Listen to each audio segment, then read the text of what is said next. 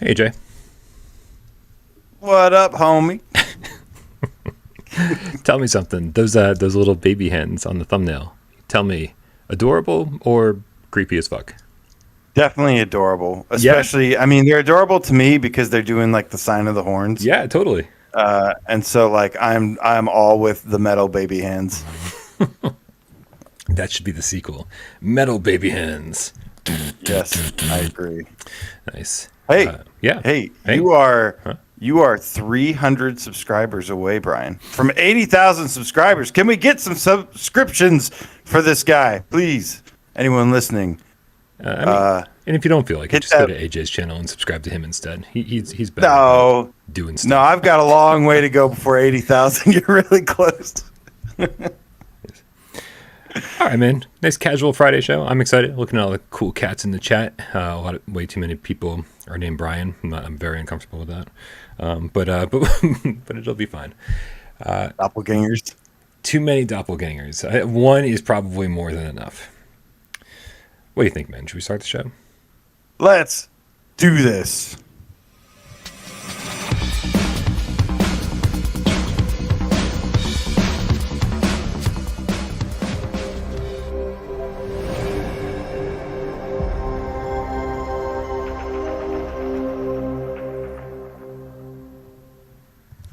This is PSVR Gamescast Live. We film live every single Monday, Wednesday, and thank God it's Friday. My name is Brian Paul from this channel right here, PSVR without Parole. And this gentleman over here, I could not do it without him. It's AJ from The Underground. PSVR Underground. Yeah, was that? I thought you were going Terminator there for a minute.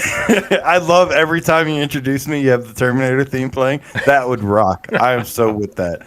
What is up, man? What is up, Game Cats? Happy Black Friday. Ooh, it sounds so dark and evil and I sinister. know. It's actually a real good time, though, especially if you're an electronics fan. And we're going to tell you why later in this episode. First of all, did you have a good Thanksgiving? Yeah, it's all right. So there was probably like 20 plus people at Thanksgiving. I went to my brother's house, and that is the first time. I mean, you guys know I don't really even leave my apartment, and so when I see more than one other person at a time, it's those times are very few and far between, right? And so going from basically seeing nobody every day to seeing 20 people at once, it was a little nerve-wracking. But it was also very, very good for my mental health, and it was good to see my family and everything. So it was good, and it didn't last too long. That's the important part about Thanksgiving. A few hours and you're out.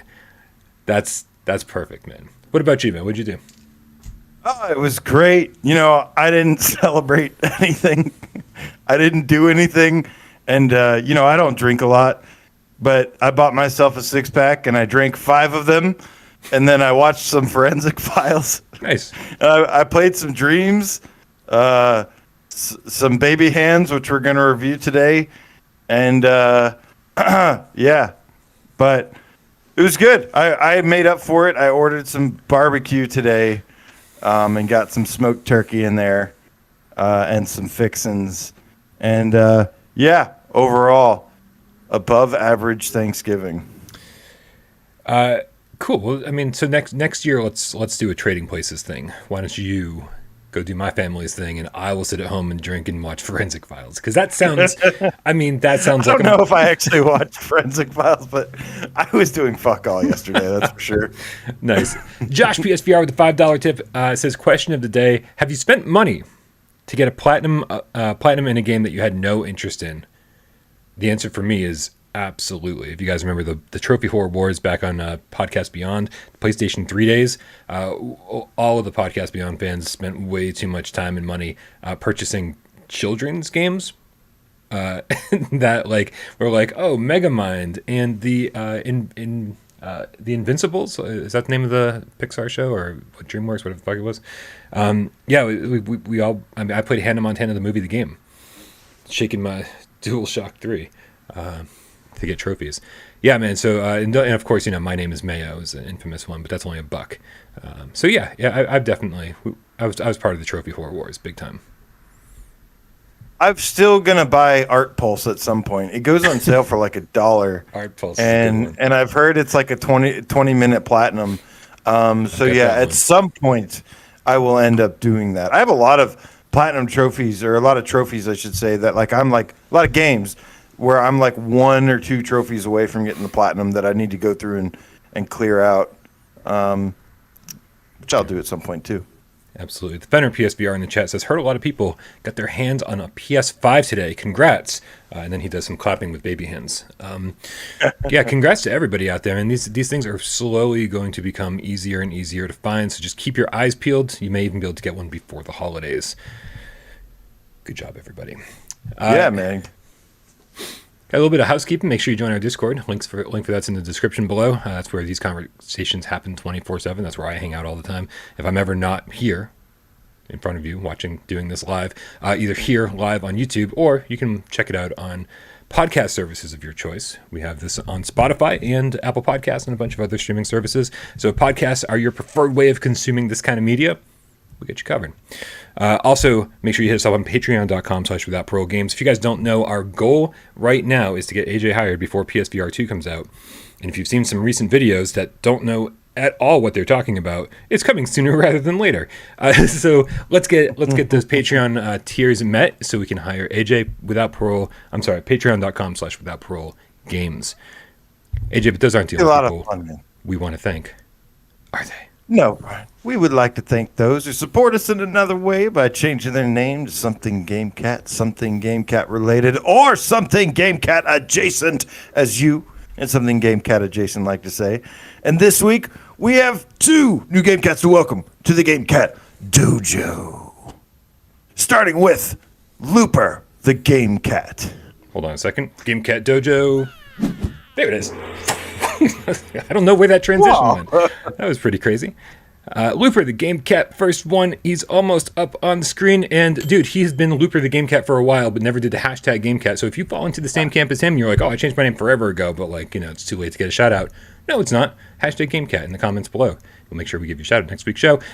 Who's our other Gamecat name change? Well, real quick, is that also Looper named after the movie? That's what I want to know. Looper.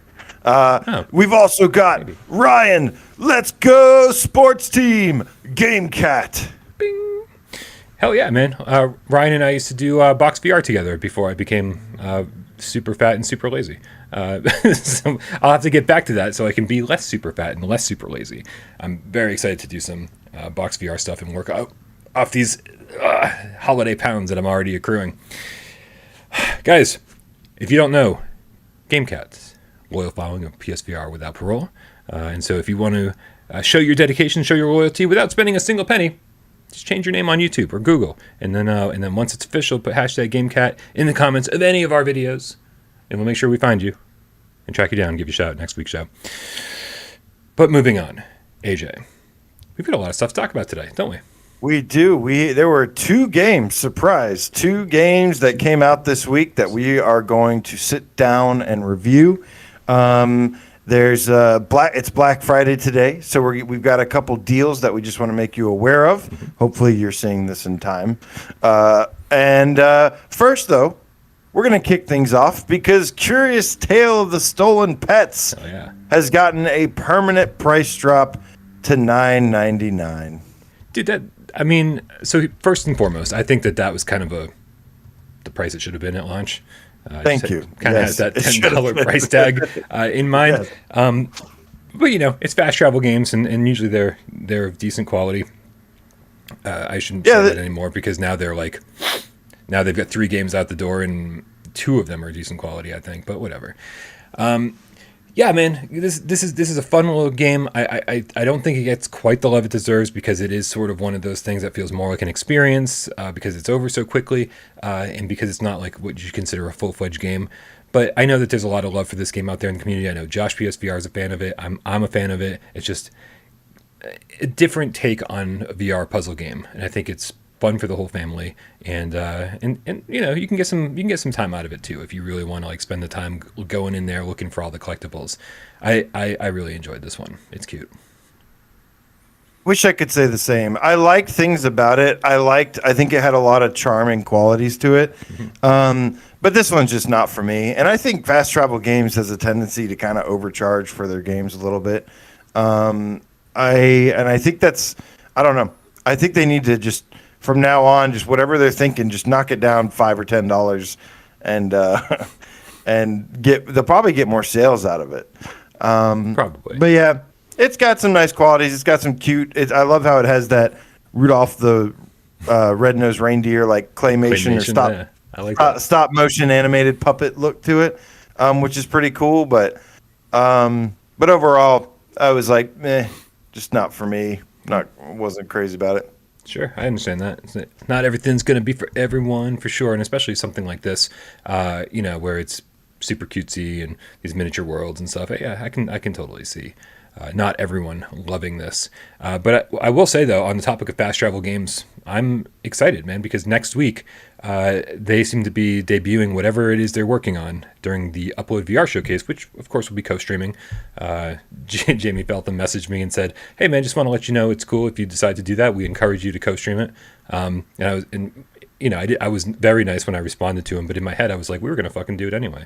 So stay tuned, man. Whatever Fast Travel Games is working on, we're going to find out their next big project. And again, I secretly, not so secretly, have been saying that I don't think Wraith the Oblivion Afterlife was something that their A team spent the last 3 years working on.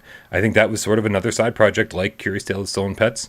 And I really, really, really hope that whatever they show off next week is going to be like a bigger project, sort of designed for next-gen headsets. That'll be very interesting to see indeed, because I feel like they get started on stuff or they announce stuff way early, and then it takes them a long time to make it. And I feel like this is kind of the same deal. I actually think that their A team was probably working on Wraith for the longest time, and then now they've been working on this game for a little bit. And I think what we're gonna get, and I could be wrong. I hope I'm wrong. But I think what we're going to get here is more of like a teaser, or they're going to have some kind of early prototype that we're going to see for the first time. And because that just seems to be the pattern that they do. And I think it'll be a long time, maybe till it comes out, and then even longer time before we see it on PlayStation. We'll see. Because again, I do think they could reveal something during this event and say, "Oh, it's for PC VR," right? To give that kind of answer, and then of course later on be like, "Oh, it's PlayStation VR 2," and I think I think that these are the kind of teams that they know how to kind of work the system, and I think Fast Travel Games would definitely want to be there at the PlayStation VR 2 launch. So I would suspect that whenever their next game is coming out, is pretty much going to coincide with the PSVR 2 launch. But we'll see. We'll see how it all goes down. I'm so glad that these tips came through, because it made me look up something that I totally forgot to mention at the beginning of the show. First one comes from Looper, the Underground Gamecat. Yes. That's not the name we shouted out. You changed it right away. Let's go, Looper. I literally just got your name like 20 minutes before the show. You changed it on me. God damn it. With the €5 says my double dip, baby. You double dip all you want. My platinums are Zing, The Invisible Hours, Red Matter, and Durasane. I also have 100% in Transference and The Room, but those have no platinum. Fuck games without platinum trophies, especially when it's games like Transference. No, I'm sorry. I was thinking of Transpose. Transference is pretty easy to get through. I have 100% on Transpose, and I agree. I deserved a platinum for that. Does Transpose have no platinum, or does it? Come on. Platinum. Oh, and no. I definitely deserved one, because that was like 15 hours to beat. Yeah. Transference in The Room, great games, by the way. Don't skip those just because they don't have a platinum. Dave Station VR with a $2 tip. This is what made me look up on my phone. He says, beard is looking good. Thanks, brother. He says, but this also reminded me, don't forget, guys, we are ending the month of Movember. We're doing the charity supports awareness for men's health issues. Prostate cancer is the one that hits home for me because it's a family thing. And want to make sure that we do whatever we can to support the cause, support the charity. So make sure, hopefully one of the mods in the chat can link to Serial Killer the Gamecat is the one leading the charge on this for the Gamecats. We're all donating under the Gamecat name. He messaged me this week and said, for every $1 donated to Movember through the link. We'll match the amount and donate up to $250. So Serial Killer is actually going to match all of our donations up to $250. So thank you very much, Serial Killer, for really making a push. And thank you, everybody out there who's attempting to, what I can only imagine. What did I miss? What happened? I just laugh so hard every time we mention that we have a fundraiser that's being held by Serial Killer. Yeah. But for those cereal. for those who don't know, it's cereal as in like Captain Crunch. But even if it wasn't, I mean, come on, man. He's a game. It's like the Jason Voorhees fundraiser for high school kids that want to go camping or something. Like, it's just so weird to me. And all I can say is that, like, this thing every single day, I can't wait to. I tempt or I tease myself saying I'm going to shave this thing off today, and then I go, I can't. Serial Killer's after me. Looper, the Underground Game Cat, with another €2 says, sorry, I meant transpose. So you meant transpose, and I assumed that you meant transpose accidentally. So we were on the same wavelength there, Looper. It worked out. Also, Josh PSVR. Wow, we're never going to get to our show, which is fine. Thanks, guys, for a casual Friday. I like these. $5 tip says, Fast Travel Games has been all over the place in terms of game genres. Do you think we'll get something different again? Well, they had that contest when they showed the teaser about their new upcoming game where they just showed a green screen. And they said, if you guessed the genre, you'll get a free copy of the game when it eventually releases. So I don't remember what we said, though. I don't either. I also don't think that they've done as many different genres as we think they have. Like, I think when you really compare Wraith to Apex Construct, they're both very slow-paced, not quite walking sims, but like Apex Construct they are enough. took, it was like this slow-paced adventure where there was some combat, and then Wraith was this slow-paced adventure where there was some horror. Like, they kind of feel like they came from the same developer. They don't feel that different in terms of genre to me. But I would like them to do something different, because these really slow-paced adventures were fun back, when at the early days of PSVR, but I don't think they're really holding up that much anymore. Yeah. So you're saying their next game will be a slow-paced walking game? Yeah. So it'll be a slow-paced puzzle game. That's a good observation. Yeah. I mean, I think if you keep it black and white, one's a stealth horror game, one's an action adventure game, and then the other's a puzzle game. So I know what he means. I think you could actually say that they're quite different, in fact. Blue Jew, the Underground Game Cat, with the $5 tip, says, my beard attempt has been a failure this month, so here's $5 to the show to support the cause instead. Cheers. Now I gotta take your $5 and transfer it over to the actual cause. Please don't make me the middleman, folks. Like, yeah. I'm terrible being the middleman. Like, everyone who won the To the Top contest, I still haven't even shipped those out. Like, I am a horrible middleman. So please don't add any responsibility to me. You're the top dog in that situation. What are you talking about? I got nothing, man. I got nothing. All right, dude. Let's move along. All right, let's move along, because, like I said, today is Black Friday. Mm-hmm. We got a couple quick deals we want to highlight. Have you bought anything today, Brian? I bought I bought Neo: The World Ends With You on Switch for $15. But okay. Yeah, so no, I have not bought anything today. I don't think that counts. Well, today, as well as Monday, which is usually called Cyber Monday, are typically the best times to grab special deals and offerings for different technology, different equipment. And today was no exception, because back in summer, they rolled out the PS5 beta update for the expansion slot. Now that is functional. You can use the SSD internal storage expansion. And I told myself I wasn't going to get anything for it probably till next year, because it's so damn expensive. Well, it just so happens that today I was like, let me take a peek, and I saw a couple good deals, and wanted to highlight them. And shout out to the cats too, that guided me a little bit on helping me find what are the best ones. And that's two of them. The first one is the one I actually purchased, because and I'll tell you why. It is the PNY XLR8. 1 terabyte M.2 SSD for $124.99. Is usually $180. Right now it's $125. Comes with a 5-year warranty. Has reading speeds up to 5,600 megabytes per second, which is slightly above, I think, the stock PS5 SSD that's in there. This is the cheaper of the two options, but I got it because it's the thing is 500 gigabytes is just not enough for the PlayStation 5, and you're gonna need to upgrade it eventually. There's no maybe huge rush to do it right now, but you're gonna have to do it eventually. So this was the cheapest of the two that I went with because, again, I'll upgrade this. So this is a good stopgap upgrade if you're looking to just temporarily expand for the next year.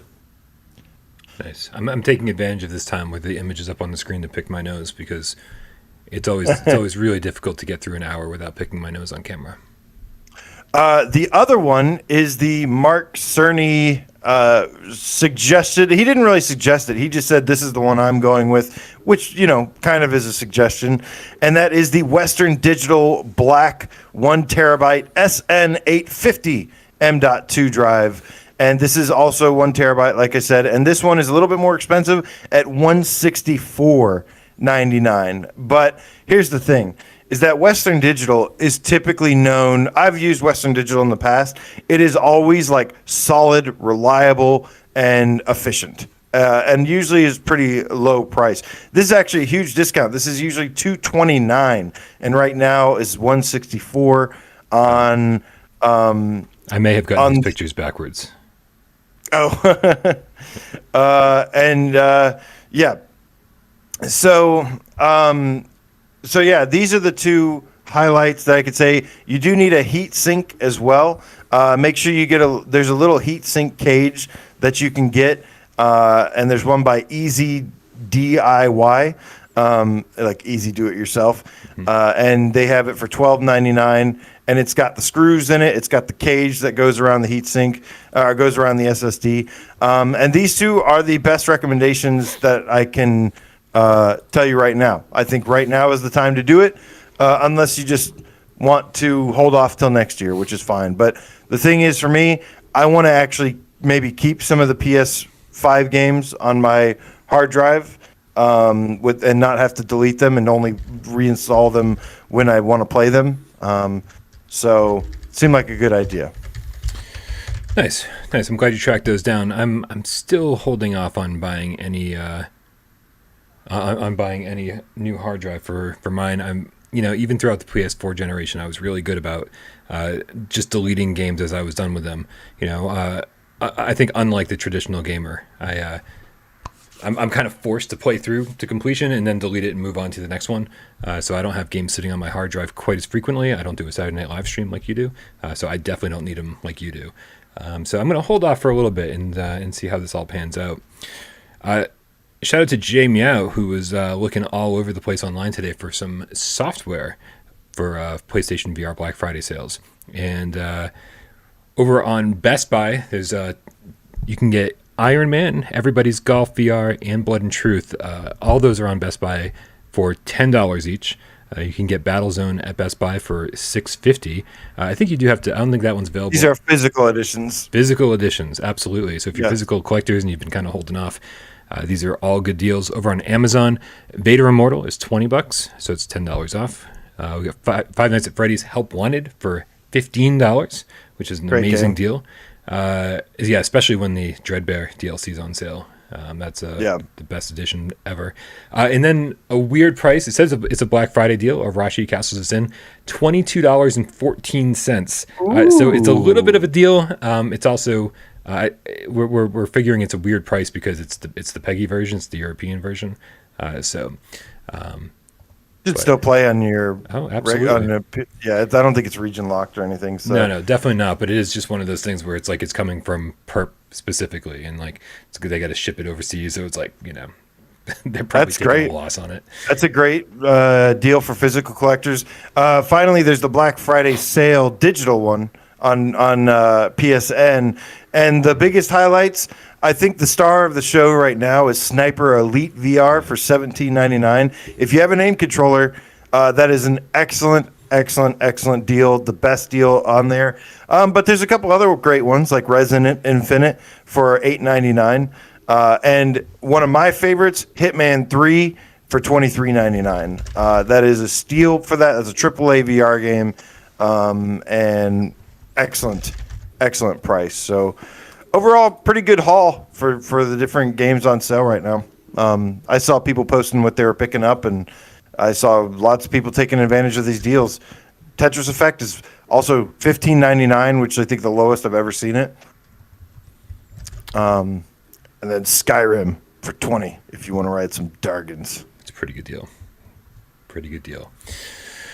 All right, man. Some interesting Black Friday deals. I got to say, I'm really disappointed that there were no hardware bundles on sale. In fact, even trying to find a PSVR hardware bundle or just the hardware itself at the regular MSRP is like impossible. Everywhere I looked, it's completely sold out. And my question, I don't know if you want to get too deep into this, is do you think it's just selling well, or do you think that Sony has pretty much cut off the supply chain and been like, it's not selling, so we're just not making more new ones? You talking about the headset? Yeah, for the headset. I've seen some of the headsets that are like replenished or refurbished or something going on sale, but there's not a very good price on them. They're still like 200 and something bucks. Usually you can find a used one for like 150, 100 bucks, 150. But we've seen them make a couple drops of inventory for the PSVR headset, but I think it's obvious that they have definitely. They're not trying to mass produce them anymore. They're not trying to sell masses of them anymore. They're gearing up for PSVR 2, and that's about it. So they have definitely halted lots and lots and lots of production on PSVRs. Absolutely. Velramio, the Gamecat, in the chat with the €20 says Samsung 980 Pro is good too. Plus, just to keep in mind, if you buy an extra heatsink, don't save $1 or $2 and get the one with the rubber bands. They might melt slightly and ruin it. Last thing, the screw to fix the SSD is crap. Yeah, the 980 Samsung 980 Pro is a really nice one, but it's not. I don't think it's on sale right now, so you're gonna be paying more for that. The other two that I showed are really cheap right now. Yeah. All right, man. Well, let's move on. I think we got some. I think we have some brand new games to talk about here, don't we? Yes, like we said, there are two games that came out this week, and the first one is Windlands 2. Finally, after 3 years, we finally get Windlands 2, and I believe it's retailing for $30. There's a digital and a physical edition through Perp Games if you are a physical collector. And yeah, man, I'm excited to talk about this game, because I really like this game. Yeah, we did have John Hibbins from SciTech Games on the channel on Monday. If you missed that show, make sure you go check it out. He talked a lot about his game, but even more we talked way more about PSVR 2 than we did Windlands. Yeah, for sure. And so because we didn't get to do like an official review discussion, and right. So let's I say we just kick it off the way we always kick things off. AJ, what do you like about Windlands 2? Man, I love the gameplay of this game. I love that it is swinging around like Spider-Man and then shooting bow and arrow like Hawkeye or Legolas from Lord of the Rings.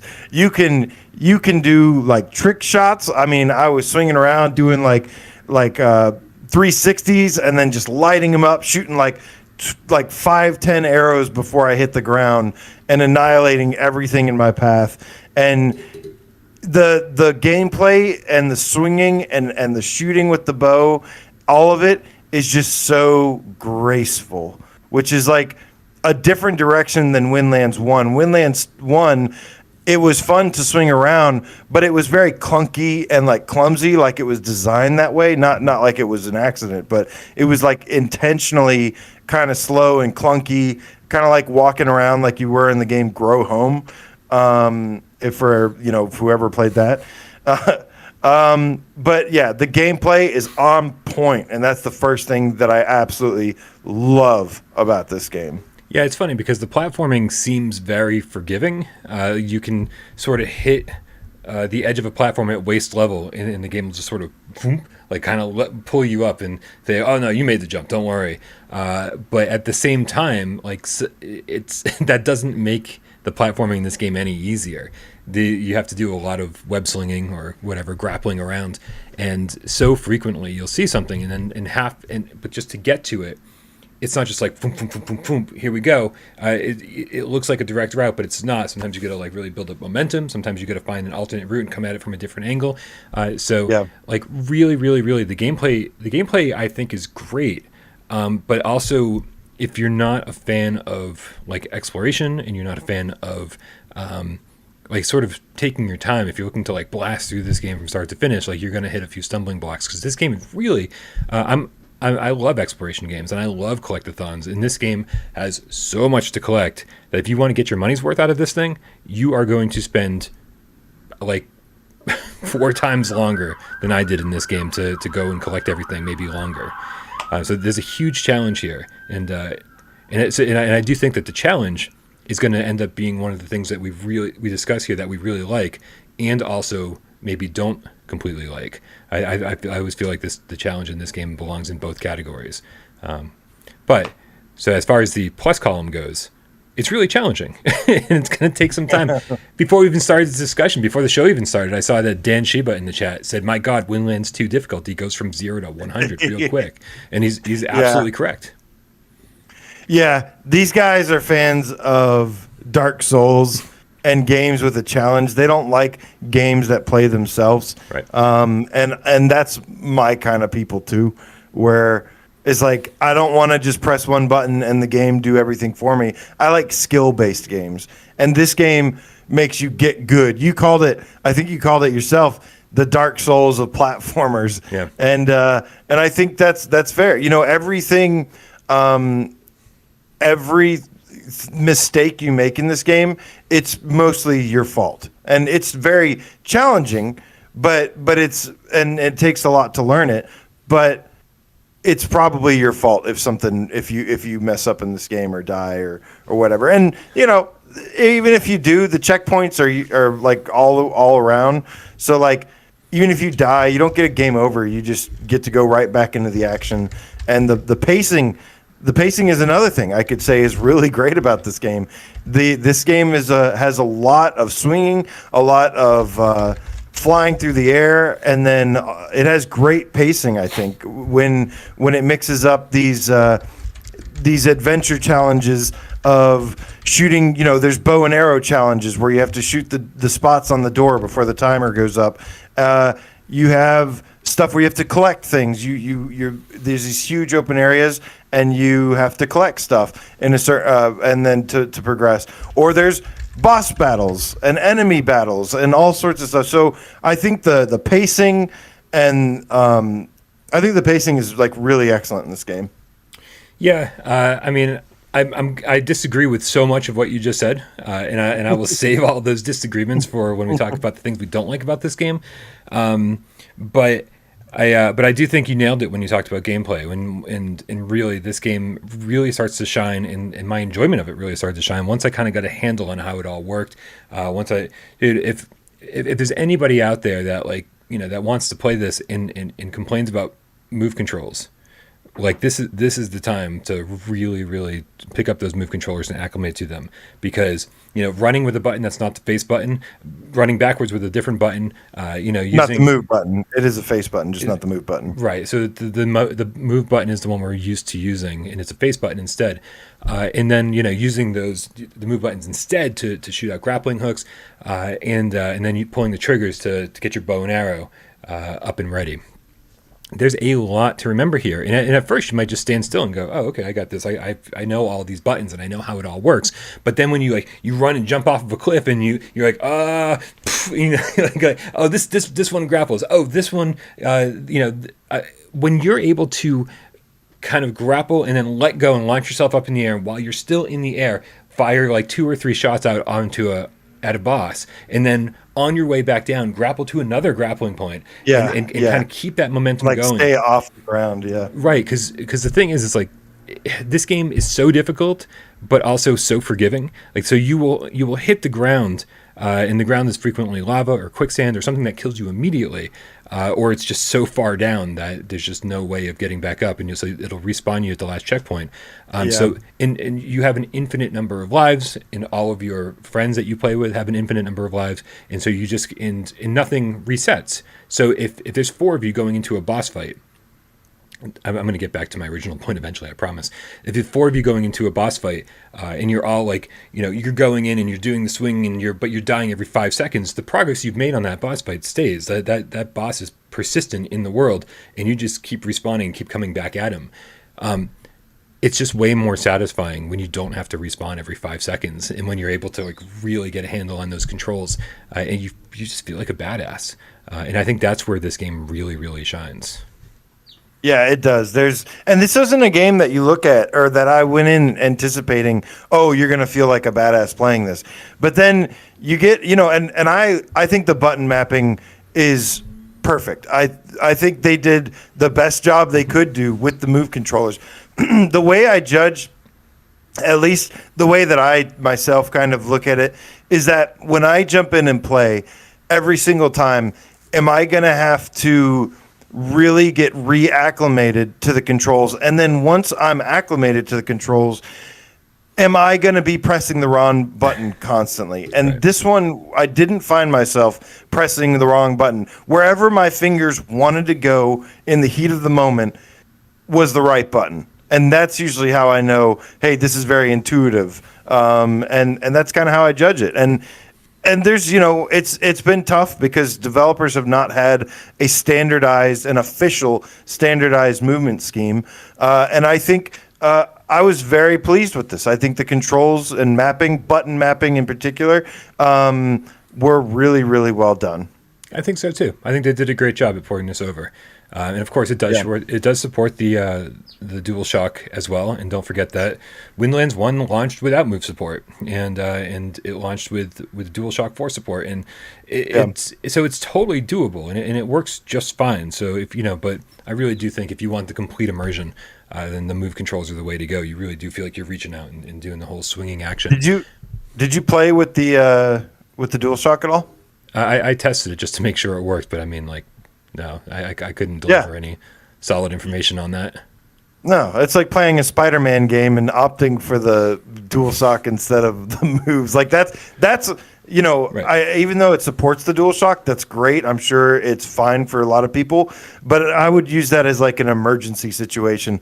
The sensation, the feeling, the immersion you get from this game is actually extending your arms, and you can actually, that's another thing that they've tweaked that's different between Windlands 1 is you can actually, like, after you latch onto something, yank yourself around a little bit, and and you can pull yourself up over ledges. You can you can like use it to kind of swing a little bit, or like the moves.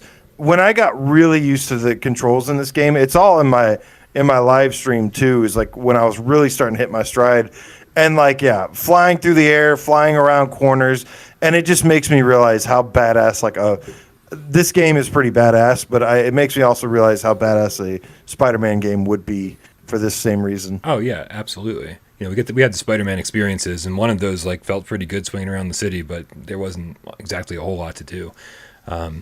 So this is I will say I think the biggest improvement that this game has. We mentioned that there's enemies and bosses and bows and arrows and stuff. So there's combat, which was a huge improvement. Gave you something kind of to do while you were exploring the world. But I think the biggest improvement this game has over the first is the 4-player co-op. And man, it's like doing this game on your own is fine. Like it's totally passable and fun, and it gets the job done, and there's a lot to do. And I really think that if you're going for the platinum and you're looking for all the collectibles, then maybe single player is might be what you're doing, because it's just so time consuming unless you have a group of people to do it with. But as far as actually getting into the world, the Windlands 1 was kind of lonely. Right, it was just it just seemed like these big empty worlds, and there was a lot to do there too, but it just felt lonely. In this, just being able to run around and team up with friends, and while you're figuring out where to go, and you're all swinging together, and there's in-game voice chat, like all the multiplayer stuff. I mean, outside of some really silly animations that we laughed hysterically at, the multiplayer stuff is pretty much perfect. The game itself is, from a technical standpoint, is really smooth. I think there was some funny, goofy animations that we saw from time to time. Really funny. But overall, somebody who's asked me about the motion sickness and stuff with this game, and I'm like, well, if swinging through the air is going to get you sick, that's one thing. But just from a technical perspective, the game is so smooth, runs like butter, and yeah, they did again great job with the port. And yeah, if you couldn't tell, I really like this game. Honestly, I have a lot more great things that I could say about it, but I think we're going to have to start wrapping up because of time. Yeah, for sure. Bill Remy of the Gamecat with the €2 says, do you think we get a Spider-Man thing in December? To go alongside the movie, you think? Yeah, a new experience to go along with the movie. That would be awesome. I mean, but I would rather just prefer. I'd rather just prefer Insomniac make us a 5-10 hour game, Spider-Man game, 10 hours, Spider-Man game hours. With their 30 hours, and and make a full Spider-Man VR experience game, I should say, and make it with the production values of a, let's say, like Miles Morales or the Insomniac games. Yeah, I mean, I would love to see something like that, come for the PSVR 2 launch. Be like, hey, we showed you some Spider-Man experiences before this. Let's show you what Spider-Man can be like on PlayStation 5 with PSVR 2. I think that would be what I want to see next. Yeah, I'm down for Media Molecule doing a Spider-Man game in Dreams too. Yeah, I guess. Like they do with Ghostbusters. Yeah, that works. I think it'd end up being like Windlands, No.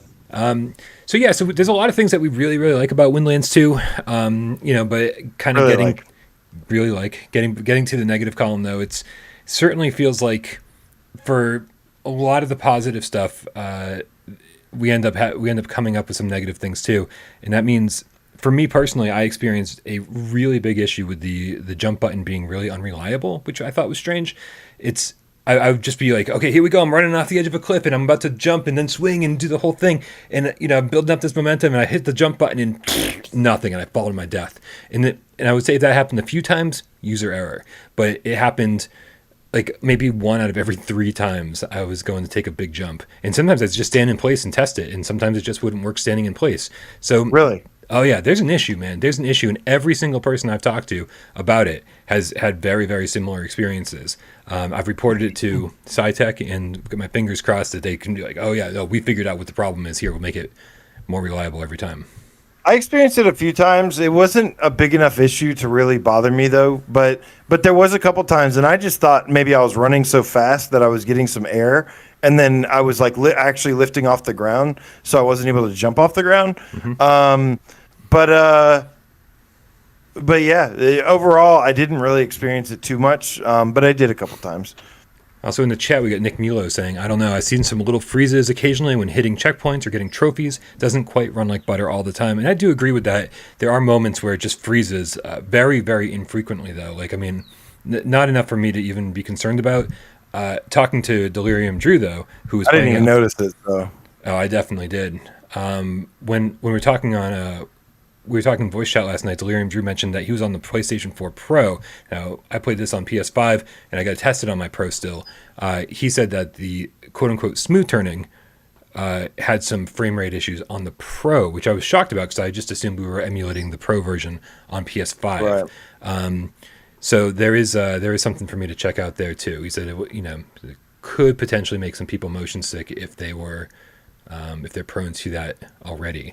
So there's a couple things technically speaking that we're concerned about, but less technically speaking, I would say that this game is, pretty repetitive.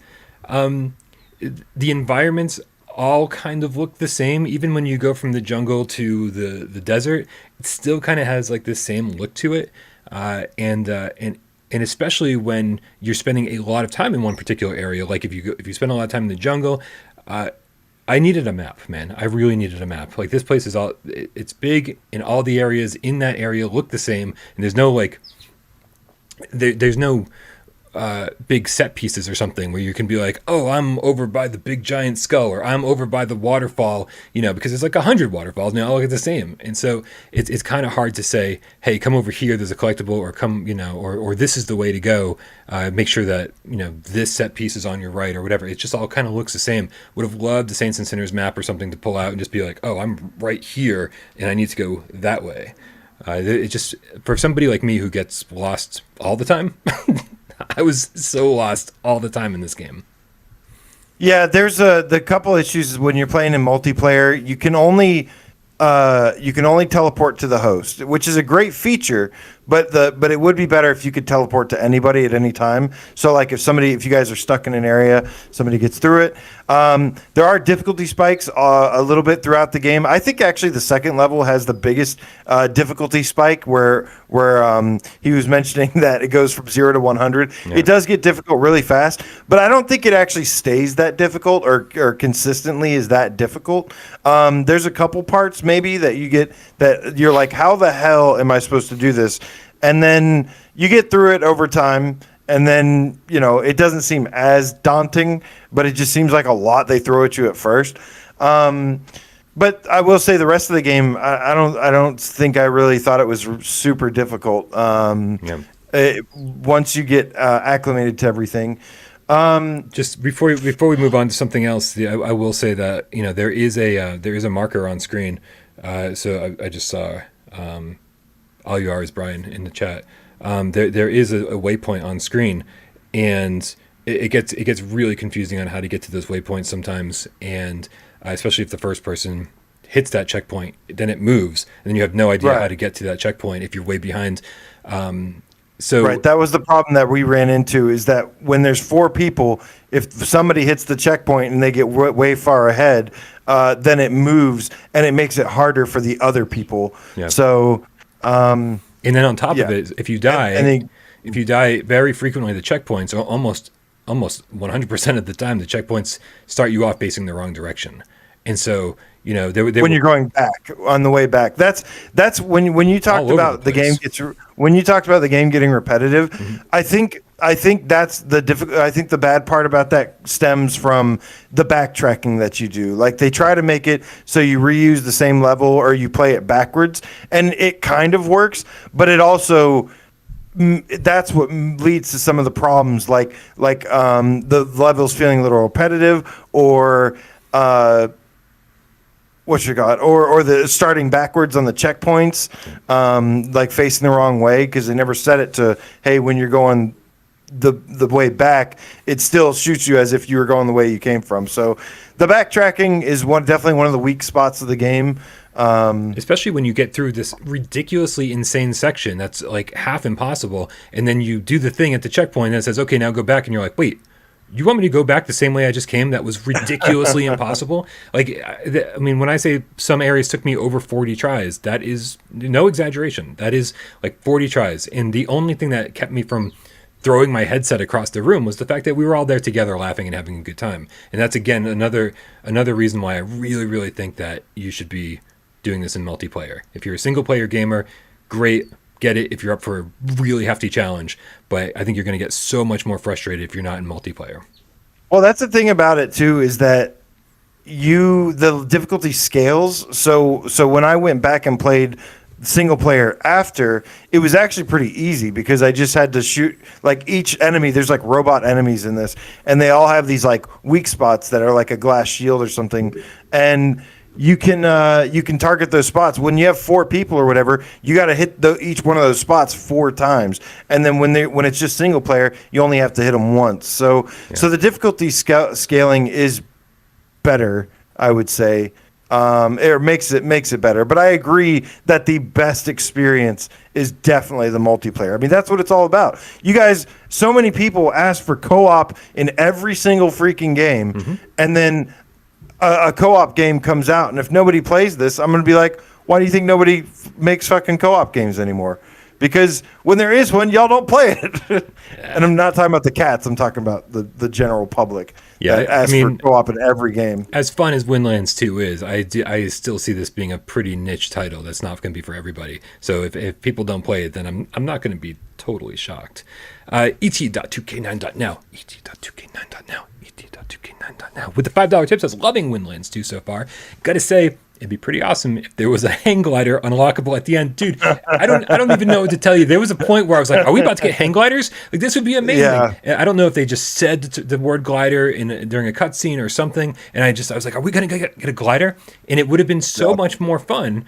But halfway through the game, once you get sick of the backtracking, right? If you could just like launch yourself off of a cliff and glide halfway to your destination, then do a little bit of swinging and then launch yourself up and continue the glide.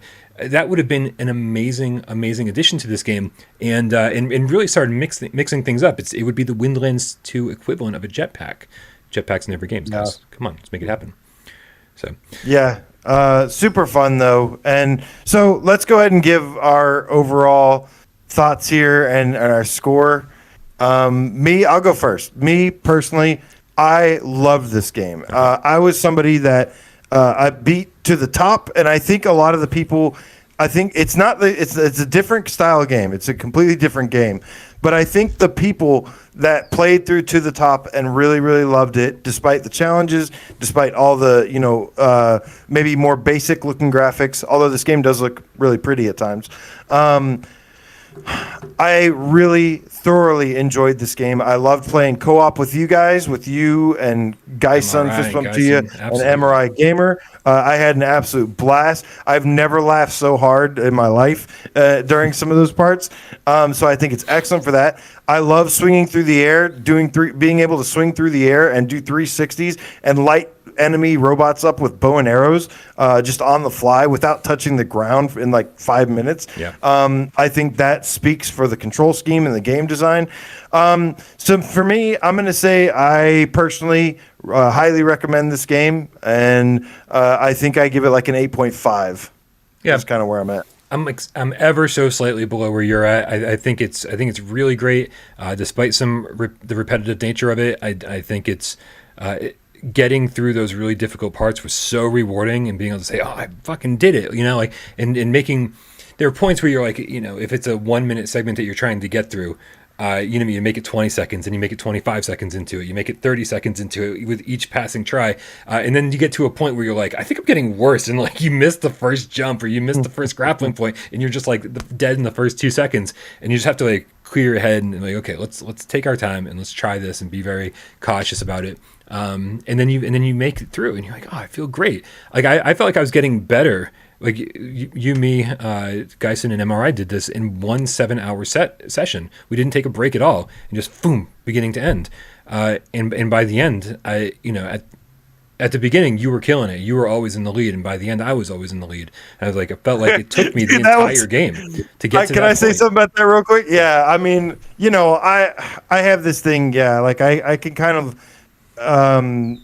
I don't know, but anyways, I was having a blast at first. I was catching on to the game really, really fast, and I think worked too hard of just trying to blast through the levels, and I was like always getting to the checkpoints before us, and I used up all my energy because by the end of the game, y'all were like dragging my bloody dead corpse like through the finish line. I mean, I was just done. I don't usually play I have that burst style of gameplay style where like I go hard, but like it's only for like a couple hours at most. Mm-hmm. This was like 7 hours straight, yeah. and you guys played a little smarter, and we're like, it was like it's like the tortoise and the hare. Like I was like the hare flying through it, and then I was like about to pass out by the end of it, and you guys crossed the finish line first, and I was just like dead. But yeah, it's too funny, man. Yeah, no, it was amazing because by the end of the game, I was like, wow, I can't believe like these some really difficult segments that instead of 40 tries took me 4 or 5 tries. So I felt really good about it. Mad Max, the Metaverse Game Cat with the $2 tip says, thankful for you cats. Happy belated gobble gobble day. Thank you, Mad Max. Gobble gobble gobble. And we also have Manuel Sharon Thinner. Oh God, that can't be right. Sharon Thinner. What is it? Schön thinner. There we go. Schön thinner. €5 says, sure, when MGVR comes out and more people notice the cats, the subscribers will go way over 80,000 subscribers. But I hope you're right, man. Let's get there before. Let's get there before PSVR 2, though. Wait, Yeah. that we're going to be trying to hit 1 million subscribers by that point. With it right now, let's just hit 100,000 first. 1 million, before. You say. Let's make it a statement in the lowest point in PSVR life cycle.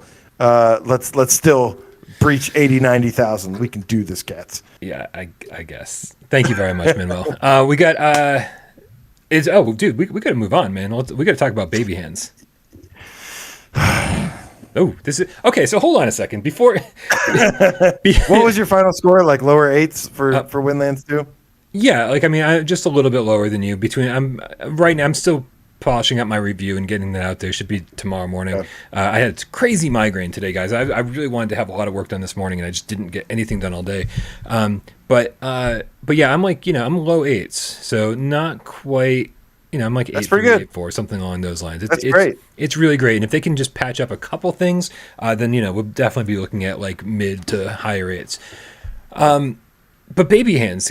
I did a 3-hour stream of baby hands. Thanks to Chicken Waffle for sending me a key the other night. I meant to get in there and do 20, 30, 40 minutes maximum. Because we saw on Steam that this is a short game. There's not a whole lot to do. And I was like, this will be fine. I'll just jump in there and I'll play a little bit, and people get the impression.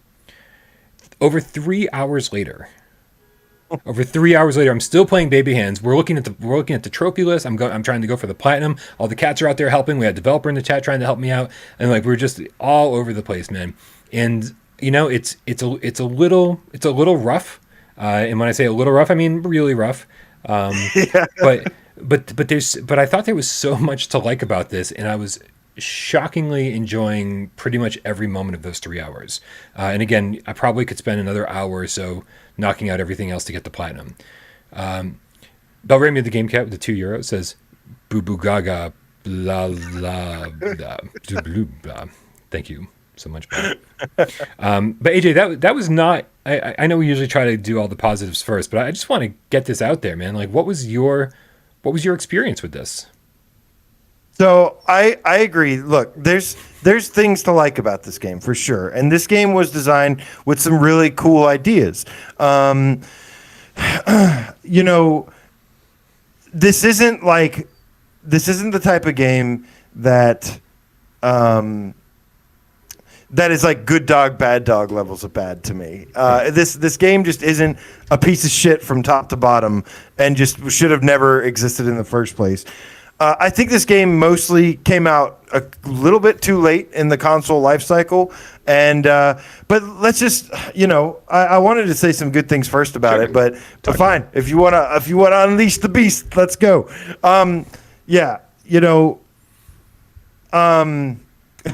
So just from a technical standpoint alone, this game graphically, it is not great. It's a simple art design, and the art design is fine. It kind of looks like Rugrats or something a little bit, but it's a little bit darker, a little bit dull. There's no lighting. It's got really bad aliasing. It's kind of blurry in parts. And for such a kind of a simplistic game, I wish it looked better visually. And that's just the beginning of it. The technical issues. I have so many technical issues with this game. Another would be like the bugs. I had lots. So you had mentioned to me that you had run into some bugs on stream. I didn't actually see any of those because I got tied up with other things. But I had lots of issues with bugs. I think the game has actually like well-designed like physics and interactions overall.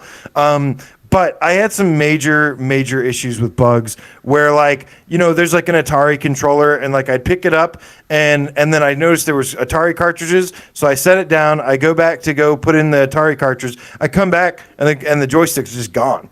So I had stuff disappearing on me. I had a one point where I just wasn't able to grab items anymore. I messed with it enough to where I kind of broke it, and I couldn't pick up items. So items were highlighting, but I couldn't actually interact or grab them. Interesting. I just had a lot of technical issues with this game, and look, you and I maybe have to debate this one part, but the locomotion system, man, I think it's a good idea on paper. It's clever and everything, but good God, it is just not fun to me. The locomotion in this game, I really, it just makes, it's kind of like when Gorn first came out, and it had like that thing, and it's like, yeah, this is cool, but this isn't like the best way to have fun. This is better if I want to like do exercise or something, and this isn't even really that. But you know, I'm sitting there. I've started this game sitting down, and I'm trying, and like, you know, the way that it does the camera is like, it's so weird because you just move your paws, your little baby hands forward, and you just drag them on the floor to move forward. And I like the idea of it. Mm-hmm. But then, like, I don't know, it just isn't fun to me. And then I was like, let me try standing up. And then I stand up, and then the blue grid starts going haywire. Yeah. And that blue grid, oh my fucking God, the blue grid really pissed me off in this game. I couldn't, whether I was standing up or sitting down, it seemed like I always had some issues with the stupid blue grid, which I still don't know why games are doing this. And that is frustrating to me because we've had so many games with the blue grid, and the first thing everyone does is complain about the blue grid. There's tons of reviews talking about it, and I know that developers would have to go in to a lot to reviews and stuff, do some research, but it's just like, God, I hate the blue grid so much. So, you know, I still have a couple more things, but why don't you, what are you thinking so far? What are you feeling? Just getting back to the 100,000 subscriber thing. Mad Max, the Metaverse Gamecat VR said, $2 tip. I always promote you guys on my VR Facebook group. Thank you very much. We appreciate that. Sharing is caring. Max. Yeah, no, I mean, so I didn't have nearly as many problems as you, I guess. Sure, the grid did pop up occasionally, and I found myself, you know, every so often I've lifted my headset up and be like, oh, because I sat down the whole time on a rotating office chair. And so I was spinning myself constantly, and I kept lifting my headset up and being like, oh, I'm not even facing the camera anymore. And so that was definitely an issue. But overall, you know, I liked the locomotion scheme, and it only got tiring for me after like, you know, 2.5 hours or so. And I was like, okay, I'm a little tired of doing this constantly to get from place to place. I really would have liked, you know, maybe just a button to allow myself. I don't know how you did that. I don't know how you moved around like that for 3 hours. And like, you're crazy, man. Yeah. That would make me go crazy. Yeah, it didn't bother me, and mostly because, you know, the area that you're exploring is only about like it's 1 floor of a house. It's very small, and so, you know, if you've got the second you've got a goal in mind, you're like, oh, I need to go find that thing. You're like, and I don't know, there was something about that where I was like, you know, increased my sense of urgency. I was like, okay, I've got a goal in mind, and I'm gonna go do it. Let's do it, and it felt fine. You know, it felt fine to me. There were moments where I found myself moving forward accidentally because my hands were resting on the floor and I didn't realize it. And so, you know, so I started to have using the button to stand up, which kind of like stands you in place and you can't really move. And so if you're building the castle or doing one of the mini games, you can hit that button and you know you're standing in place, kind of locks you to the ground, and then you can sort of do the other thing you're trying to do with the other hand. But yeah, I mean, the one bug I experienced was during, unfortunately, I think one of the coolest elements of this game. So guys, I guess we didn't really even say, you know, if anybody's totally confused about what this game is, it's just a sandbox. It's a baby sandbox. Yeah, and so it's like, you know, just go in and fuck with shit. Like, that is 100% the game, and figuring out, you know, what the game wants you to do is just the other half of the game, you know, like just going around and fucking with shit is half the fun. And so I will say that, you know, as much fun as I was okay with the crawling, there were points where there were teleportation moments where it was like, oh, teleport to the top of this table or teleport to the top of the bunk bed. And I'm like, dude, I know I'm a baby, but I'm in VR. right? Let me climb, right? Like, let me do it because there's if you're gonna say, hey, you're a baby and you're able to climb to the top of this bunk bed, well, then let me actually do it. Don't make me teleport. But I think the real problems began immediately. Just as soon as you start the game, there's no options at all. Zero options. There's no, there's in the crib. There's a way to change the skin tone of your baby hands. But so I figured, in the crib here, there must be other options that are sort of hidden. Maybe there's a real smooth turning option instead of a smooth click turn option. Maybe there's I don't know, a volume control, something, but there's just not. The volume control is crazy because in my headphones I could hear this tiny little music box playing way in the background, and it was the most quiet music I've ever heard in a game ever. And what I loved about the trailer of this game, the one with like the bass line, like doom doom doom doom, and you see the baby crawling and the bass line's going. I'm like, yeah, I need that bass line for the game. Right, I need that while I'm playing the game. I had lots of audio issues. Lots of audio issues too. Lots of audio issues. And the developers did message me after the stream saying, hey, great stream. We noticed a lot of bugs that we didn't realize were in the game. We noticed you had crazy audio issues, and the game will be patched early next week. So if you're waiting for my review this weekend, just wait till next week, because I don't want my review to be outdated 2 seconds after the game the game comes out. So I'm going to see, hopefully they really fix some of these things. But yeah, dude, you put the hat on the dancing frog and like there's no music. He dances and there's no music. There's no sound effects whatsoever. So it does feel like I really hope that's I hope that's a bug. I hope that's a glitch in that there actually is supposed to be music there, because some of these things would have been way more impactful if there were sound effects or music accompanying it. Yeah. There's I can honestly say, man, like I said, there's little things I liked about it. I wish you kind of stuck with the normal format, because now I feel like all out of sorts. But the things I did like about it was like there's lots of stuff to interact in the game, and I think that is really cool. One of the things we like about VR is that not only putting you in the game, putting on the headset, and being immersed in the world, but the one thing that adds to that immersion is being able to interact with the world. And this almost entire game you can interact with. I mean, from the walking, you're doing stuff, from the from the tools and the toys that you play with and mess with, they all do stuff. And I really liked some of the toys. The toys were kind of fun to mess with. The crayon thing was... There was like a crayon drawing thing, and I was like, yeah, like this is fun and relaxing. Like that was like one of the few parts. The other thing was, there's the Hot Wheels track that you build and watching it do loops and go around. There's some RC remote cars. My favorite one though was probably this little spaceman toy that you pick up and you fly the spaceman. And when you pick this up, there's rings that you fly through. Mm-hmm. So there's actually some solid like game design elements in this game, and that make it kind of cool and deepen the experience a little bit. But all the things from a technical level and the locomotion system just really got tired fast for me, and got old fast. And there's nothing that really like wowed me, and so I. At the very least, and I still have one more huge negative that I will end this on when I'm ready. When you're ready. Yeah. There was. Well, do you think this game makes a difference streaming it? Because I was watching you playing it, and I was like, this seems really fun to stream.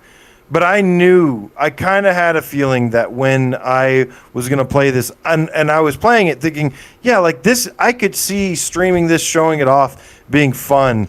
But I don't think that this is one of those games that I feel like you try to play it on your own, and it is absolutely terrible. It's like drunken bar fight, Yeah. It's like this, like, I don't know. Like, so some people may like it because of its memeish ways and whatnot, but it's not. I've heard you say similar things about your experience with games before, but that's never been the case for me. When like if I try to stream Drunken Bar Fight, I'm like, this is fucking so boring. Like it doesn't help me at all to be doing it in front of people and like hamming it up. That's not something I do, man. Like it's just like it was. I will say what was fun in the Fenner PSVR in the chat says, how's the platinum? I think having a platinum trophy in this game and giving you a ton of goals to achieve is part of the fun here, right? Because yeah, you can mess around and you can do the obvious things. You go like, oh, there's obviously like, target practice that you're doing with the bow and arrow. There's obvious castle building that's right there in front of you. That shows you how to build a castle, and that gets progressively harder. There's obvious things. But then there's a whole list of things you wouldn't think to do that have trophies associated with them. So once you've kind of fucked around for a couple hours, then you go, okay, let's start checking these boxes. And I'm a big fan of checking any box. Like anything that I'm like, okay, let's do this, let's do this, let's do this, let's do this. And then I can just go boom, boom, boom, boom, boom, boom, boom. I'm really happy. And that's here. And that is absolutely here for me. So as far as that's concerned, no, I don't think streaming had anything to do with it. I will say, Josh BSVR in the chat says Baby Hands has a platinum fee for sure. $10 to $15 for this game makes more sense. I agree. If this was a $10 game and the bugs were fixed, I would be like, yeah, this is a lot of fun. Go for it. I think anybody watching the trailer that will know immediately if this game is for them or not. There's just people that are like, I don't want to fucking play as a baby. It's fucking Baby Hands. I'm not interested whatsoever. No matter what Brian Ray J says, I'm not interested, period. And that is great. I'm so happy that some things are immediately answerable for some people, but for anyone who's like, this looks goofy and fun, and I'm very curious if it's goofy and fun enough for me to play, those are the people we're addressing right now. I definitely think it's goofy. I did not find it fun at all. And that's my biggest problem with the game. Excuse me. My biggest problem is that the game is $20 fucking dollars. Yeah. What are you doing? Yeah. I mean, you at least had a chance of selling this game a little bit if you charge less for it. $20 for this game, and it's got like this many issues. That is crazy. That is crazy. I would never, ever, ever recommend a game like this for $20 ever. No. Compared to what we get for $20 nowadays. Are you kidding me with that? Yeah. Holy shit.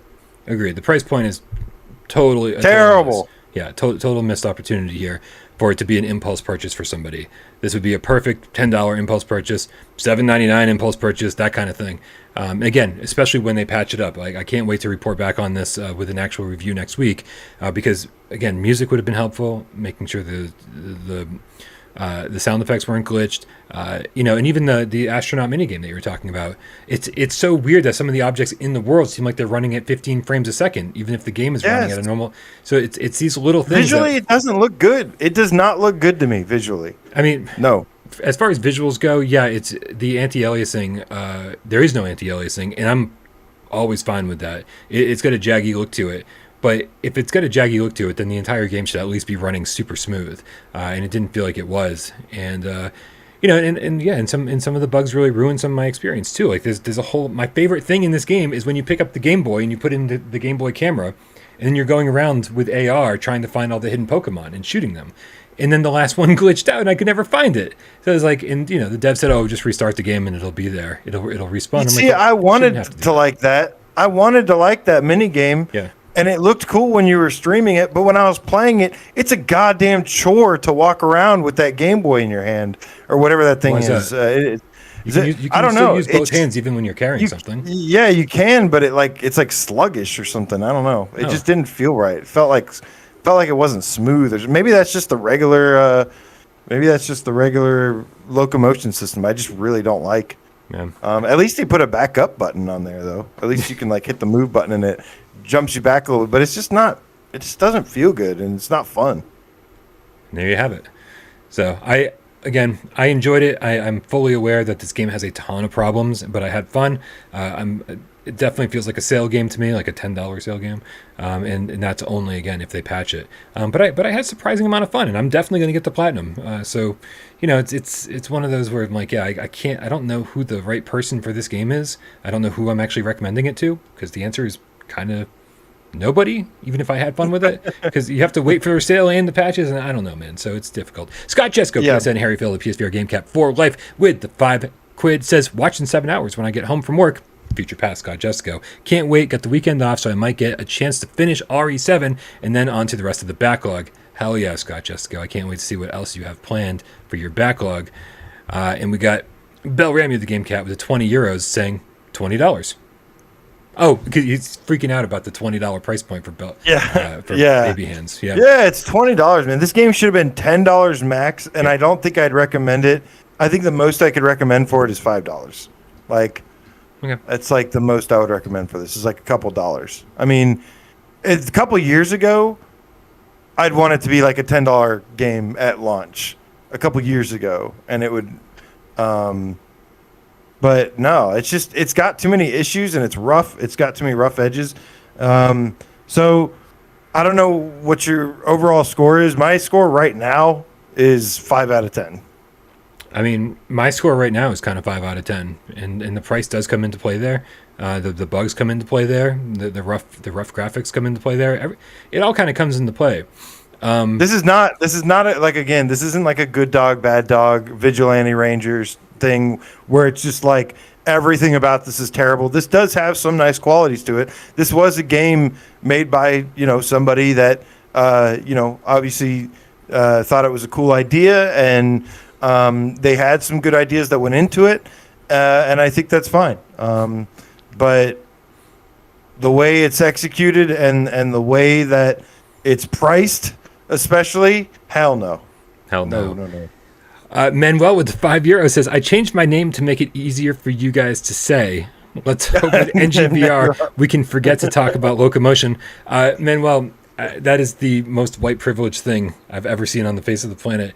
Don't ever change your name to make it easier for someone else to say. Make someone learn your fucking name, and that includes me. Make me learn how to say your fucking name just by commenting over and over and making me read out your comments. Change your name back, man. Fucking make me say it.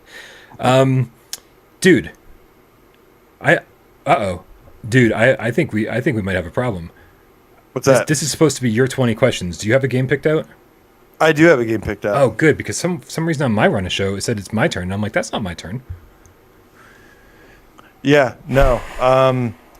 Well, yeah, I just figured it was mine. Okay, perfect. Yeah, mine says AJ 20 questions. Did you send 2 run of shows? Or? I don't know, man. You looking at the wrong run of show? I'm so disorganized over here all the time, so I don't know what's going on with my run of show. So are you ready? You want to do some 20 questions? Let's do this, man. Let's see if you can get this. Nice, guys. If you're new to the show, new to the channel, make sure this is how this works. AJ's got a PlayStation VR game in mind, in his head, in his third eye. I don't think that's right. Maybe his mind's eye. His third eye is somewhere else. I think that's a little bit lower.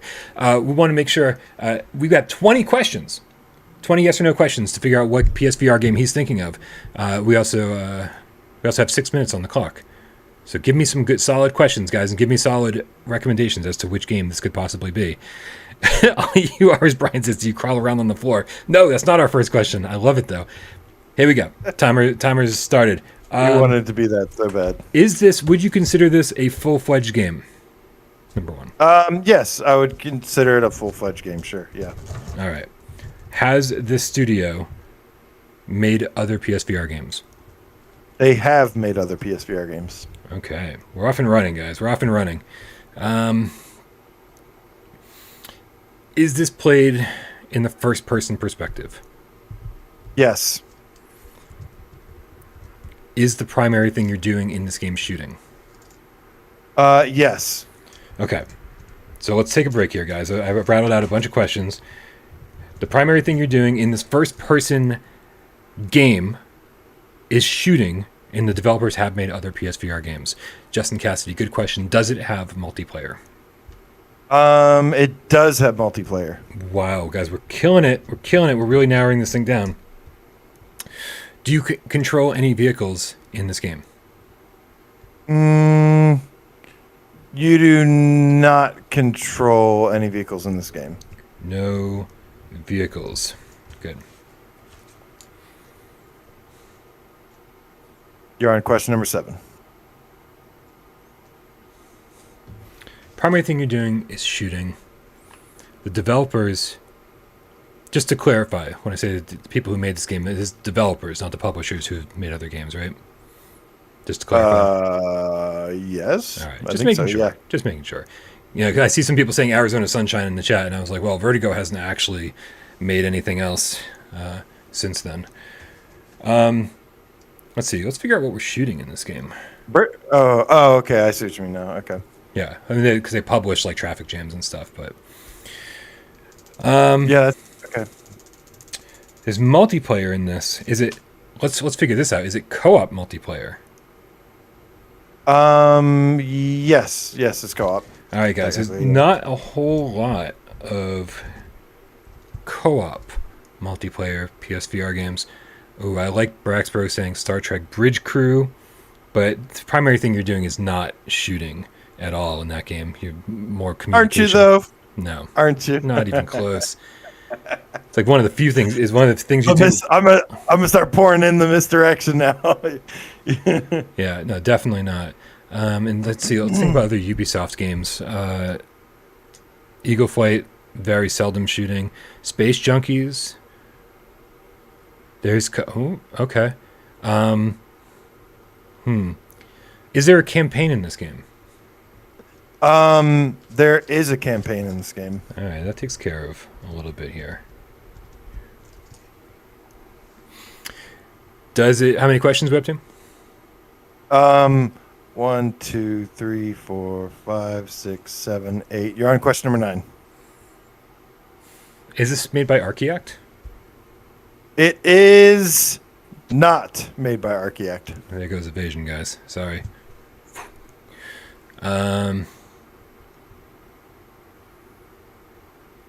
Rush of Blood is not multiplayer. Is it based on an IP? And that includes like a flat screen game of the same name kind of thing. It is not based on an IP. Okay. Popular IP. Or an unpopular IP. So there goes Killing Floor ET. Yep. All right. I feel like we've got enough here. There's co-op campaign. You're 10 down. 10 down. All right. Good. 10 to go. The primary thing you're doing is shooting, so it's not Windlands 2. Can you use the aim controller? You can use the aim controller. This really limits it, guys. This really limits it. Not really. There's a lot of suggestions in the chat. Is it sci-fi? It is not sci-fi. Okay, that eliminates a lot. Raw data doesn't use the aim controller. Bar point is sci-fi. Is zombies? Would you say this is focused on zombies? There's no zombies. That was number 13. 13. Does it have full locomotion? It does not have full locomotion. All right, guys, that's our biggest hint so far. An AIM game that doesn't have full locomotion. You're on question number 15. You got 4 left. Yeah, I'm the only one I can think of is the Dick Wild series. Is this a wave shooter?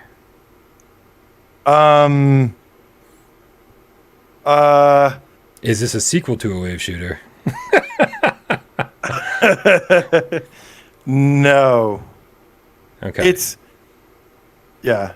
I mean, okay. So let's clarify. Like, is this? What question did you answer? It is not a sequel to a wave shooter. Okay. And it's okay. Is it a wave shooter? No, wait, I can't even ask that because Dick Wild 1 has no multiplayer. And so Dick Wild 2 is a sequel to a wave shooter. So it's not the Dick Wild series, guys. Is this one of the 2 Crisis Brigade games? Can I answer that? Does this game have cartoony graphics? No, it doesn't have. Is it Crisis Brigade 2? Did you have to guess? Did you run out of? Is it Crisis Brigade 2? I asked because the timer was running out. Is it Crisis Brigade 2? It is not. No, what Crisis is it? Brigade 2. It is that piece of shit Bravo team. There's full locomotion in Bravo team. No, there's not. It's node teleportation. Oh no, that's Right. Oh, I saw What a one piece person of say shit it. game. I know. There's nothing good ever comes from this game. How did I totally forget? I picked one that I fucking hate. You're welcome. How did I? I got you. I got you, cats. All of you thought I was choosing games I like. I like Dick Wild 2. I like Crisis Brigade. How did I forget? Because as soon as you said, because I actually had Bravo Team in mind for a second, and you said full locomotion, and there's no full locomotion, and I was like, well, no. It's that for a sec, dude. I know that I was one of our almost gave biggest you a complaints too. I almost gave you a hint when you said, "Is it first person?" I almost said most of the time. But I didn't. But I knew this. That's an easy one though. So I wanted to make this one. I didn't want to give this one away. If I gave this, because you were so close though. You were really good job. You guys narrowed it down really. Wow, that is crazy, man. That's crazy. I don't know even if if I had 5 extra questions or even a couple extra minutes. I don't know if I would have gotten there because I feel like I excluded it so early on. But win or lose, I love this fucking game, man. I love playing this. So, guys, not Bravo Team. He loves 20 questions. Don't ever buy Bravo Team. Bravo Team's terrible, and there are people who are like, "Oh, it's fun in multiplayer." No, you've just been convinced. You got nothing else to play. It's terrible, and don't play it. Don't waste your money, guys. Bad. Thank you, everybody, man. This was. I always love doing this, and a nice casual Friday full of great conversations and lots of new PlayStation VR games to discuss and talk about. I love it, guys. Make sure you join us over on Discord so you can be part of the never-ending discussion over there and all the giveaways and everything else that we do over there. Make sure if you don't already subscribe to AJ, subscribe to him at PSVR Underground. Genetic Blasphemy with the reverse engineered Gamecat Rare with the $5 tip says, this blunder is as huge as AJ missing the cartoony thing. My blunder meaning getting it wrong?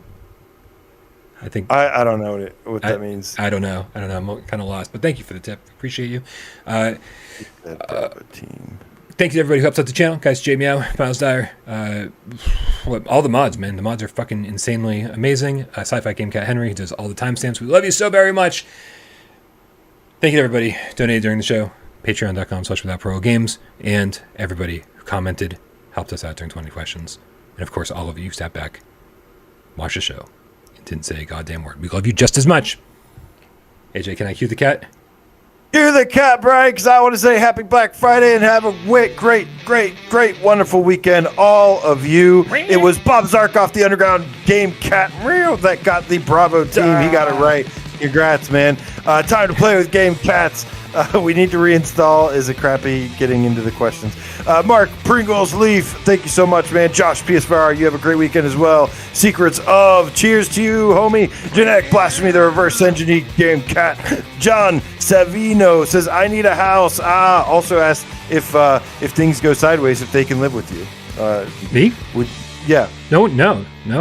I love you all, but there's barely enough space here. Man. Okay, fine. Listen, you can live with me only if you're really good at snuggling. By the way, I'm the big spoon.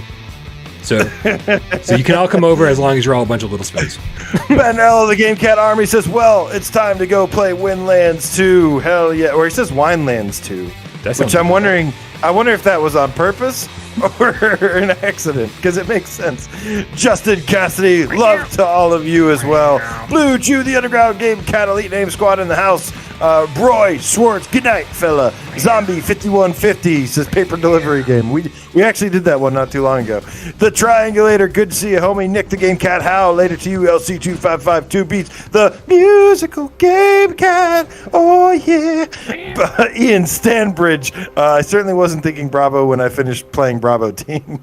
Yeah, nobody was thinking Encore after that one. We were like, where did the fun go? Mad Max, the Metaverse Gamecat VR. Thank you so much, man. Old Darth, you have a great weekend as well. et.2k9.now. All you are is Brian. The blunder was me forgetting that that Bravo Team didn't have full locomotion. That is a huge Fenner blunder. PSVR. Delirium Drew, my dude. Nick Mulo, my other dude. Dave Station, my triple dudes. You guys have a wonderful night, wonderful weekend. You too, Dorothy the Balkan Cat and Gabriel 004. The license to meow. Gamecat. Meow, meow, meow, meow, meow, meow, meow. Yeah, Serial Killer is a great suggestion. He says next time 200 questions. Game Scoop that we stole that game from actually does every so often, every season or so, does 100 questions where he has 5 games in mind. They have 100 questions to get all 5. And so they just go through. And so if you get the first one in 15 questions, then you suddenly have a lot more questions to play with for the next game. We might have to do that at some point, man. If we're going to steal from Game Scoop, we might as well go all the way. Have a great weekend, everybody. We love you all.